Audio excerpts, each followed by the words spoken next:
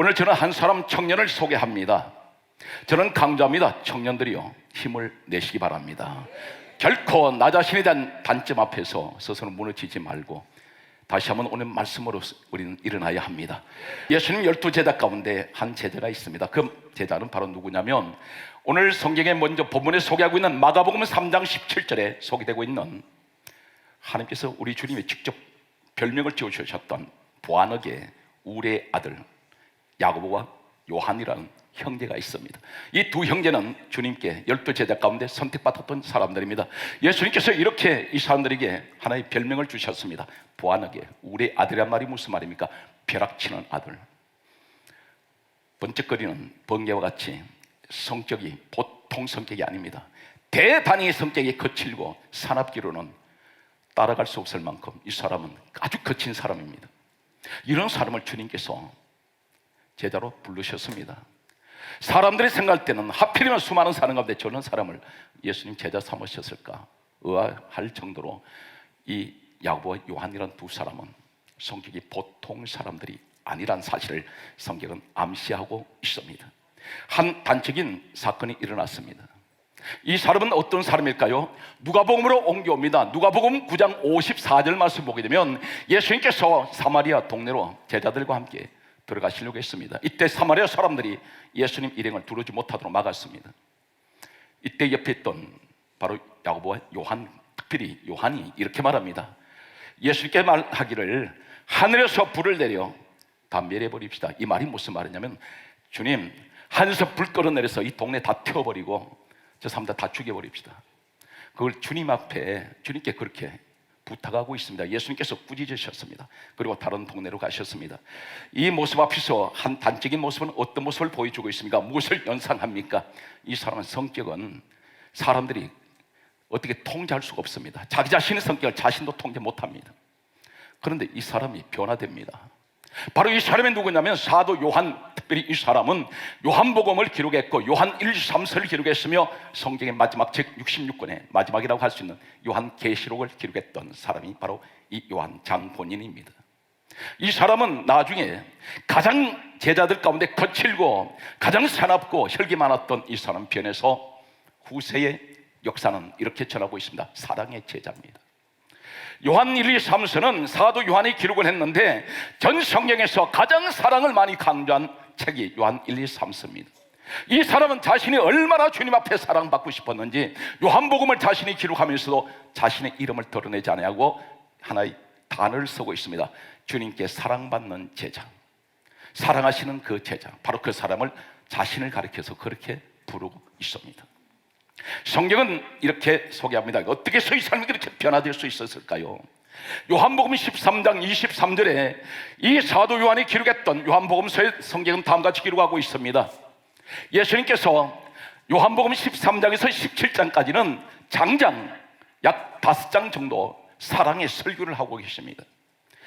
이때 한 제자가 요한복음 13장 23절에 예수님 가슴에 품에 기대어서 주님의 사랑의 말씀을 듣고 있습니다.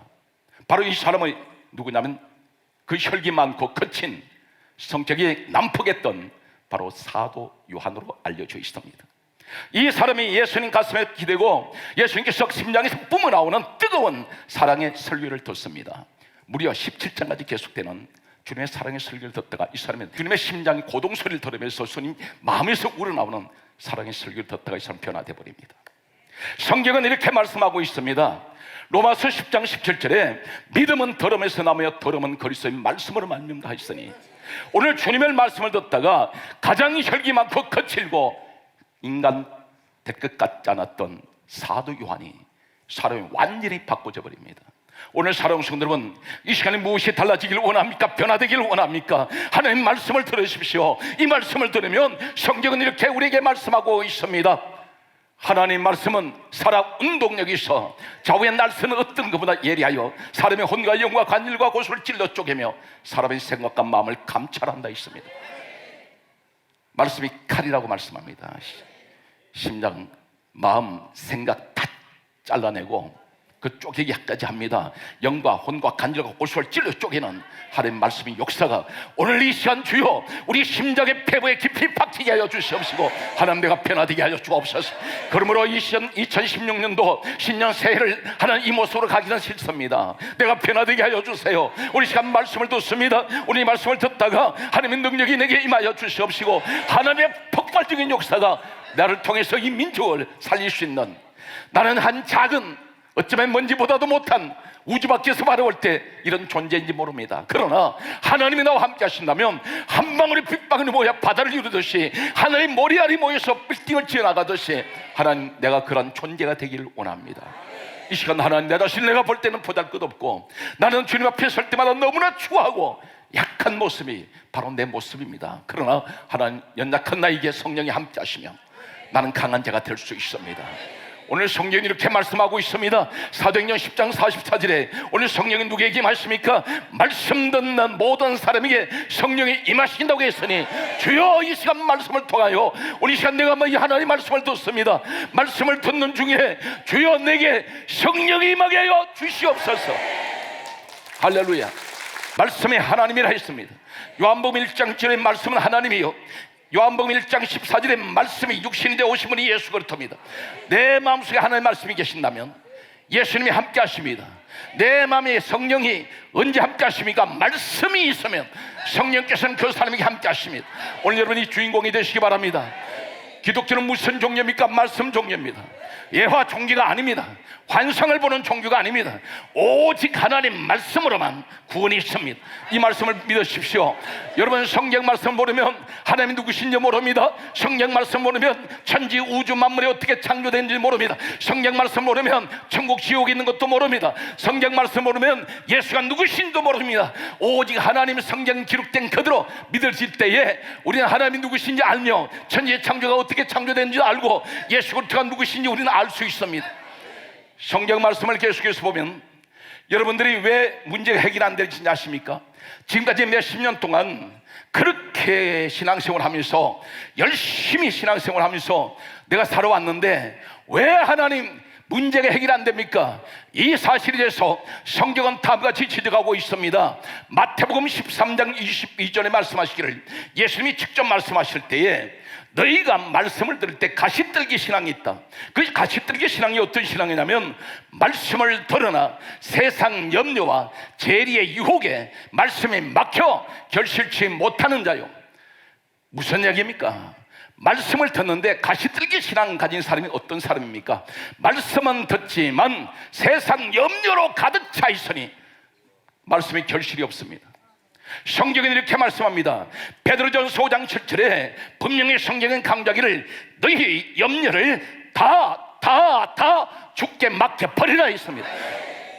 염려를 죽게 맡기라 했는데 예배를 드리면서 하나님의 말씀을 들으면서도 세상 염려를 가지고 끌어안고 있으니 말씀에 결실이 없습니다. 또 이렇게 말씀합니다. 재리의 유혹. 이 재리의 유혹이 무엇이냐면 돈 문제입니다.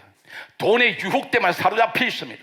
돈 걱정을 하고 있습니다. 날마다 물질 걱정합니다. 물질 욕심 때문에 사로잡혀 있습니다. 두 가지 때문에 말씀을 듣지만 말씀이 결실이 없다고 말씀합니다.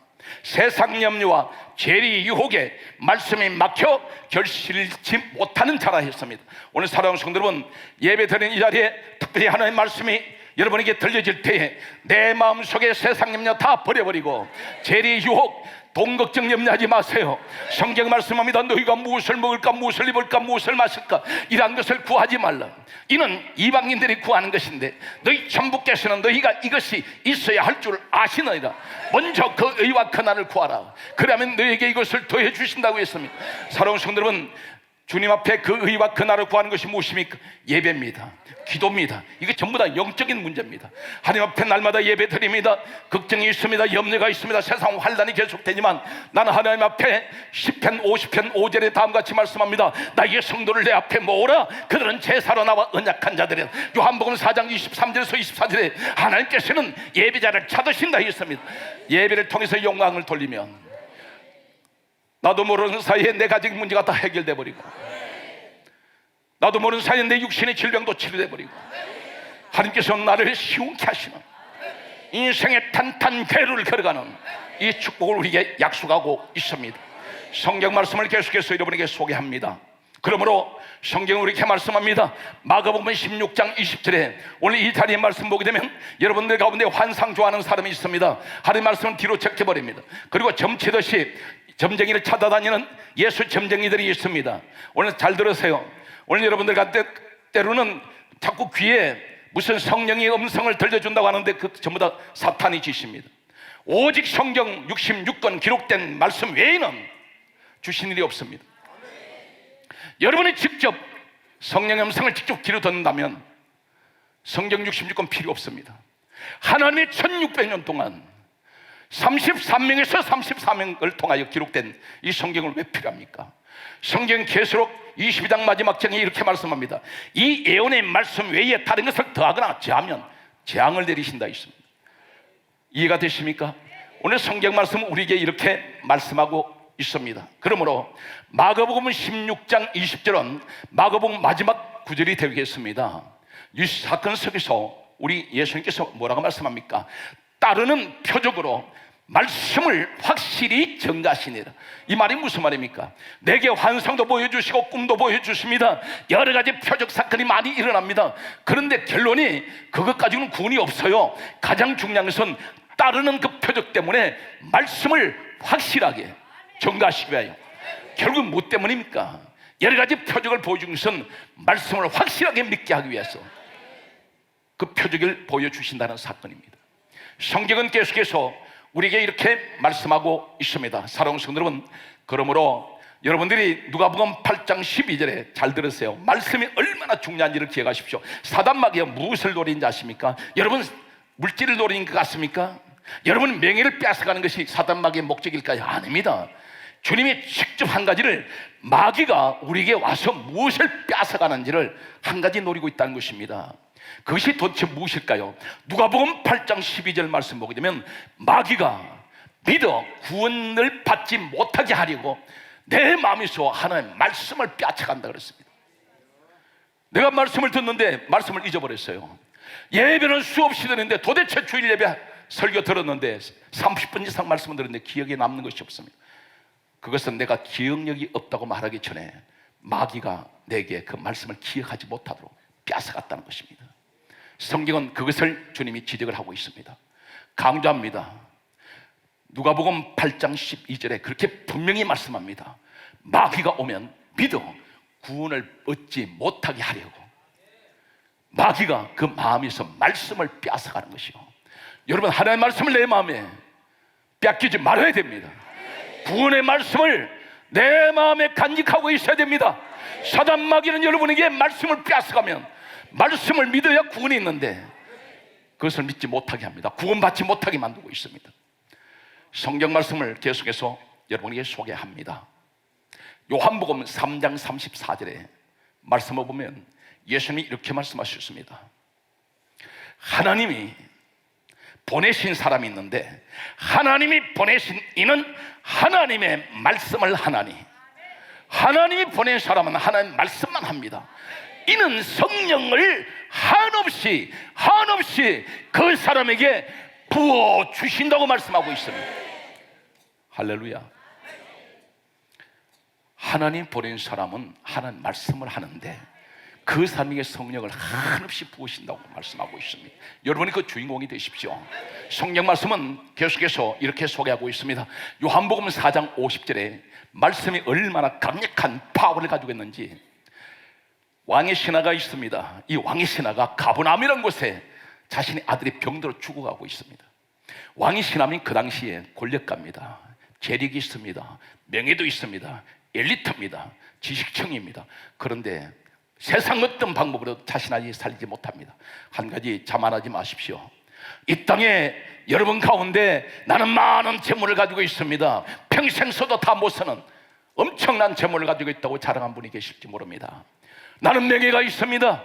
나는 세상에서 누구에게도 뒤떨어지지 않는 많은 지식이 있습니다. 최고의 학위를 가지고 있습니다. 그렇게 말씀하는 분도 계실지 모릅니다.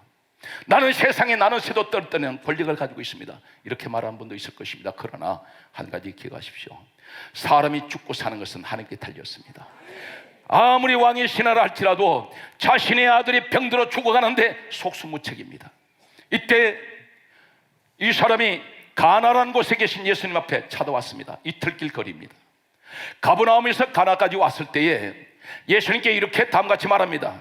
요한복음 4장 50절에 말하기를 내려오셔서 제 아들을 고쳐주세요. 이렇게 말할 때 예수님께서 이 왕의 신하 아들의 병명을 물어보신 적도 없고 나이가 몇 살이냐 그 사람 얼굴도 본 적 없습니다. 이틀길 거리밖에 이 아이는 죽어가고 있습니다. 그때 예수님께서 짤막한 한마디 말씀을 합니다. 가라, 내 아들이 살았다.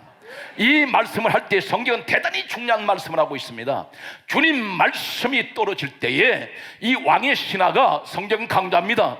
요한복음 4장 50절에 하신 말씀을 믿고 가더니 대단히 중요한 말씀입니다. 오늘 여러분 말씀을 들었을 때에 하나님 말씀을 그대로 믿으십시오. 믿고 행동하세요. 믿고 갈 때에 이 사람이 이틀길 걸어서 집에 도착했습니다. 도착했을 때 하인들이 나와서 이렇게 말합니다. 아들이 살았습니다. 말할 때 이 왕의 신하가 이렇게 묻습니다. 그때가 언제쯤이냐 물었더니 어제 제7시에 열기가 떨어졌습니다. 할 때 이 왕의 신하가 어제 제7시를 하면 예수님께서 가라, 내 아들이 살았다 말씀하신 그때인 줄 알고 온 집안의 사람들이 다 예수를 믿으니라. 성경이 이렇게 말씀합니다. 이 말씀 속에서 우리는 무엇을 생각합니까? 단순하게 성경에 기록된 말씀으로만 받아들이면 안 됩니다. 주여, 이 현장에 왕의 신하의 그 믿음이 내 믿음이 되게 하여 주세요. 하나님 우리 주님은 보지 않고 하십니다. 우리 심령의 모든 환경을 알고 계세요. 이틀길 거리 밖에 있는 이 왕의 신하 아들을 우리 예수님 만나본 적 없습니다. 나이도 묻지 않았습니다. 생년월일 묻지 않습니다. 백명이 어떤 백명이냐 묻지도 않습니다. 단 한마디, 가라, 내 아들이 살았다 말씀할 때 오늘 이 말씀을 떨어지는 이 현장이 바로 이 현장 되시기 바랍니다. 오늘 이 말씀을 들을 때 제가 믿습니다. 그리고 주여 나는 행동합니다 할 때에 바로 그 시간에 믿는 자리에 그 순간에 기적은 일어납니다. 그렇다면 하나님 이 민족에게 우리 한국교회에 하나님 이 나라 청년들에게 하나님 믿음을 주옵소서. 하나님 말씀이면 무조건 믿고 행동할 때에 이 청년들에게는 하나님 시대가 열려지는 비전의 주인공이 될 수 있으며 바로 오늘 그 꿈을 이루어나가는 이 시대 최고의 엘리트 청년이 될 줄로 저는 예수 그리스도 이름으로 확신합니다. 할렐루야. 사랑하는 성도 여러분, 말씀은 듣는 것이 능사가 아니에요. 믿고 행동하는 것이 기적을 이루어나갑니다. 성경 말씀을 계속해서 여러분에게 소개합니다. 성경 말씀 보면 이렇게 말씀합니다. 요한복음 8장 47절에 성경은 다음같이 말씀합니다. 하나님께 속한 자는 하나님 말씀을 듣나니. 하나님 말씀이 도대체 어떤 것일까요? 인간의 입에서 나오는 인간 지식의 소리는 하나님 말씀이 아닙니다. 하나님 말씀은 성경 66권 속에밖에 없습니다. 이 말씀의 속에는 하나님 지혜가 있습니다. 이 말씀 속에는 하나님 능력이 있습니다. 이 말씀 속에는 성령 역사합니다. 오늘 말씀을 듣는 여러분에게 축복의 주인공이 되십시오. 성경 말씀을 보게 되면 이렇게 다음같이 말씀하고 있습니다. 요한복음 11장 43절 말씀 보게 되면 나사로라는 사람이 있습니다. 예수님께서 나사로가 죽었을 때 그 무덤 밖에서 이렇게 말씀합니다. 짤막한 한마디만 말씀합니다. 나사로야 나오라, 나사로야 나오라 말씀할 때 이때 이 나사로 상태가 어떤지 아십니까? 성경은 이렇게 말씀하고 있습니다. 요한복음 11장 39절에 사람들이 이렇게 말합니다. 죽은 지 나흘째인데 벌써 냄새가 납니다. 썩은 냄새가 납니다. 죽은 지가 나흘이 지났습니다. 우리나라 기후가 아니에요. 저 후덥지근한 저 팔레스타인 얼마나 습도가 높은지 모릅니다. 지혜는 뜨거워서 사람이 숨을 쉴 수도 없습니다. 이곳에 사람이 죽은 지가 나흘이 되었다고 합니다. 썩어서 부패해버렸습니다. 우리 예수님 그러나 주님 말씀의 간단한 말씀이 나사로야 나오라 말씀할 때 하나님 말씀을 부딪히는 순간에 나사로가 살아서 나왔습니다. 오늘 이 말씀은 무슨 말입니까? 하나님 내 속이 썩어서요 내 속에는 냄새가 납니다. 하나님 내 가족에 썩은 냄새가 납니다. 우리 가족은 도대체 살아있는 사람의 모습이 아니라 전부가 시체 새같이 전부 썩어버린 냄새밖에 나지 않습니다. 그러나 오늘 이 시간 하나님 말씀에 부딪히면, 하나님 말씀에 여러분 가정이 역사하면 반드시 썩은 것들, 부패한 것들이 다 일어날 줄로 오늘 이 시간 그 축복에 합주하시기 바랍니다. 할렐루야. 오늘 제가 전한 여러분 이 말씀은 전부 성경에 기록된 말씀들입니다. 이 말씀을 그대로 믿으십시오. 그렇다면 성경은 이렇게 말씀하고 있습니다. 언제 내가 회복될까요? 땅바닥에 떨어져 버린 이 신앙이 다시 한번 내 아버지의 불붙듯이 일어나는 이 첫사랑의 믿음을 어떻게 하면 회복합니까? 성경은 이렇게 말씀하고 있습니다. 누가복음 24장 32절에 말씀하시기를 엠마오의 두 제자가 예루살렘에서 엠마오길을 내려갈 때 그들은 슬픈 얼굴을 하고 있습니다. 예수님이 십자가에 죽어버리셨습니다. 돌아가셨습니다. 그들은 절망해버렸습니다. 이때에 예루살렘은 높은 곳에 있고 엠마오는 세상길을 말합니다. 이 사람들은 엠마오로 내려갈 때에 예수님께서 그들과 동행하시면서 성경을 풀어주실 때에 성경은 강조하고 있습니다. 누가복음 24장 32절에 이 제자들이 하는 말이 우리에게 예수님 말씀하시고 성경을 풀어주실 때 우리 마음이 뜨겁지 아니하더냐. 그러면서 그들은 눈이 밝아져 버리고 그들은 내려가던 신앙이 올라가 버립니다. 언제 마음이 뜨거워집니까? 하나님 말씀하실 때, 오늘 그 말씀을 듣는 순간에 성경이 풀어질 때에 내 마음에 불이 들어온다는 사실입니다. 예레미야 5장 14절에 말씀합니다. 하나님 말씀은 불이라고 했습니다. 주여 이 시간 말씀의 불을 내게 주시옵소서. 내 눈이 열리기 원합니다. 주여 한국교회 모든 주의 종들의 눈이 열리게 하여 주시고 하나님 이 시간에 함께한 우리 성도들 눈이 열려지게 하여 주시며 내가던 신앙이 올라가게 하여 주시옵소서. 말씀에 불을 받으시기 바랍니다. 우리는 뜨거워야 됩니다. 신앙이 뜨거워지면 눈이 열리게 되어 있습니다. 신앙이 뜨거워지면 기도가 파워가 달라요. 성경을 이제 정리하겠습니다. 성경 말씀을 계속해서 보게 되면 오늘 이 사도 요한이, 청년 사도 요한이 사람이 변화되고 사랑의 제자가 되고 난 후에 붙들렸습니다. 그래서 그는 반모라는 곳으로 가게 됩니다. 그런데 전해지는 교회사에 보게 되면 한 분은 끓는 가마솥에 던져졌습니다. 몸이 튀겨져 버렸습니다. 몸이 익어버렸습니다. 독사 불 속에 또 던져졌다고 합니다. 그런데 사람 죽지 않습니다. 하나님이 그에게 맡겨놓은 사명이 있기 때문입니다. 계시록을 기록해야 되기 때문입니다. 유일하게 12제자 가운데 순교하지 않은 제자가 바로 이 사도 요한입니다. 가장 오래 살았습니다. 그런데 그의 마지막 말년은 너무 처참한 모습입니다. 들것에 실려 다녔습니다. 제자들 손에 의해서 들것에 실려서 복음을 전하러 다녔는 그는 늘 입에서 나오는 말이 서로 사랑하시오, 서로 사랑하시오. 가장 거칠고 가장 성격이 난폭했던, 혈기가 충만했던 이 사람이 완전히 사람이 돌변해 버렸습니다. 그래서 제자들이 이렇게 물었다고 합니다. 선생님, 설교가 첫 말씀이 사랑이라면 두 번째는 무엇입니까? 했더니 서로 사랑하라. 세 번째는 무엇입니까? 서로 사랑하라. 이 사람은 오직 사랑이란 말밖에 몰랐습니다.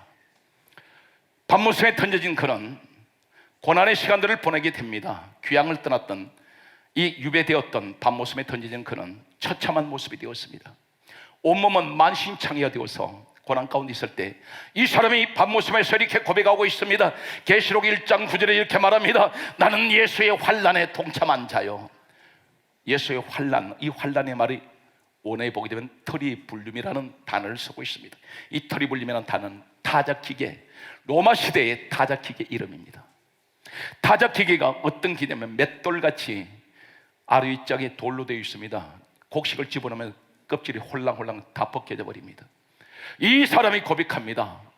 나는 예수의 환난에 동참한 자요. 이 고백하는 내용이 어떤 내용이냐면, 나는 예수 그리스도 때문에 나는 이 고난 가운데 있는데 나는 털이 불름이 기계 속에 내가 들어가서 하나님 내 몸이 다 지득이 지도록 마치 곡식이 지득이 져서 껍질을 벗겨지듯이 나는 이런 고난 가운데 있습니다. 그러나 한 번도 그는 하나님을 원망하지 않습니다. 사랑하는 성도 여러분, 고난 가운데 있다 할지라도 원망하지 마시고 감사하는 자가 하나님께 영광을 돌립니다. 이 사람이 그 고난 가운데 있을 때 계시록 4장 1절은 이렇게 기록되고 있습니다. 고난 가운데 있는 그에게 갑자기 하늘 문이 열립니다. 하늘 문이 열리면서 하늘에서 음성이 들려옵니다. 이리로 올라오라. 누구를 불러올리세요? 고난 가운데에서도 하나님 앞에 예배하는 자, 고난 가운데에서도 끝까지 믿음 지키는 오늘 이런 사람이 오늘 하늘 문이 열립니다. 하나님의 음성이 들려옵니다. 하늘로 올라오라고 말씀합니다. 오늘 말씀의 결론은 이렇습니다. 도저히 변화될 것 같지 않았던 사람이 말씀을 통해서 변화되어 버렸습니다. 오늘 이 자리에 도저히 내가 변화되지 않을 것 같았더니, 내가 달라지지 않을 것 같은 내가, 고질적인 내 성격, 내 모습이 말씀을 듣는 가운데 하나님께서 나를 변화시킵니다. 기적의 사람으로 만들어냅니다. 오늘 여러분 그 주인공이 되십시오. 따라서요. 주여, 나도 변화될 수 있습니다. 크게 하세요. 주여, 내 인생은 달라집니다. 오늘 살아오신 분들은 말씀을 사랑하십시오. 말씀을 사모하는 여러분에게 축복이 함께 하시기를 주 예수 그리스도 이름으로 축복합니다.